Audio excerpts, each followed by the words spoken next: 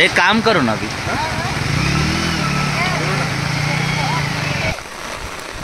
थोड़ा आगे चलो।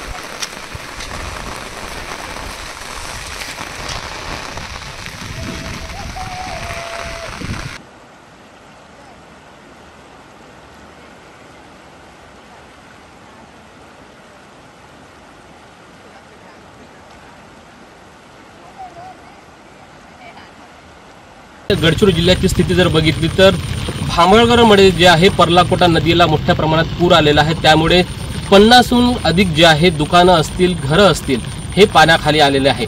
त्यामुळेच जिल्हा प्रशासनाने त्या भागामध्ये तात्काळ जे आहे एनडीआरएफची टीम तिथे दाखल आहे। त्यामुळेच सुरक्षित स्थळी तिथल्या लोकांना काढण्यात आलेलं। दुसरीकडे जर बघितलं तर संपूर्ण जिल्ह्यामध्ये 30हून अधिक जे आहे मार्ग बंद आहे, ज्यामध्ये मुख्य मार्ग 4 आहेत, ज्यामध्ये आलापल्लीवरनं भामरागड आणि आलापल्ली सिरोंचा, गडचिरोलीवरून नागपूर आणि गडचिरोली चंद्रपूर या जाणारे संपूर्ण मार्ग आहेत ते सुद्धा आता बंद पडलेले आहेत। तर इतर छोटे जे आहेत ते मार्ग जे आहेत ते बंद पडले।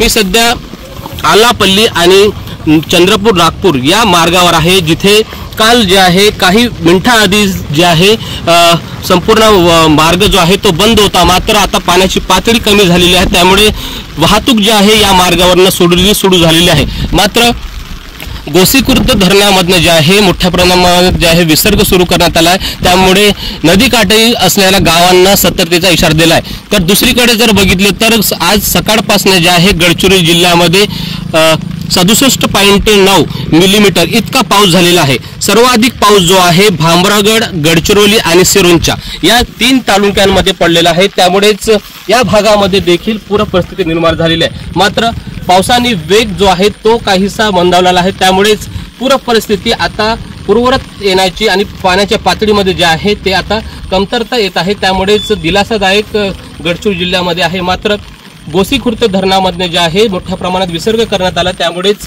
नदीकाठी असलेल्या भागांमध्ये जे आहे अलर्ट जारी केलेला आहे। रोमित तुंगलार, एबीपी माझा, गडचिरोली। एबीपी माझा, उघडा डोळे बघा नीट।